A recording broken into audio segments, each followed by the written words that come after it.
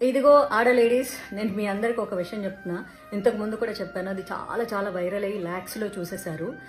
మీ ఇంట్లో కానీ లేకపోతే మీ జీవితంలో కానీ ఏదైనా జరిగితే, మీ కుటుంబ సభ్యుల గురించో లేకపోతే మీ విషయంలో ఏమైనా జరిగితే వెళ్ళిపోయేసేసి వెంటనే ఊరందరి ఫ్రెండ్స్కి లేకపోతే మీ హస్బెండ్కి మీ బాయ్ ఫ్రెండ్కి అన్నీ చెప్పేసుకోవద్దు. ఎందుకంటే అది నీ వీక్నెస్. ఈరోజు చాలా మంచిగా సపోర్ట్ చేసినట్లు అనిపించినా సరే, ఏదో ఒక రోజు మళ్ళీ నువ్వు వీక్ మూమెంట్లో ఉన్నప్పుడు నీ వీక్నెస్ మీద కొట్టి మీ ఇంట్లో వాళ్ళు అట్లాంటి వాళ్ళు నీ జీవితంలో ఇట్లా జరిగిందని మళ్ళీ నిన్నే నిందిస్తారు. ఆ నిందించినప్పుడు నీ హార్ట్ ఎంత బ్రేక్ అవుతుందో తెలుసా? నిన్ను నమ్మి చెప్పాను కదా, నువ్వు నన్నే హర్ట్ చేస్తావని. ఇది ప్రతి ఒక్కరి జీవితంలో జరుగుతూ ఉంటుంది.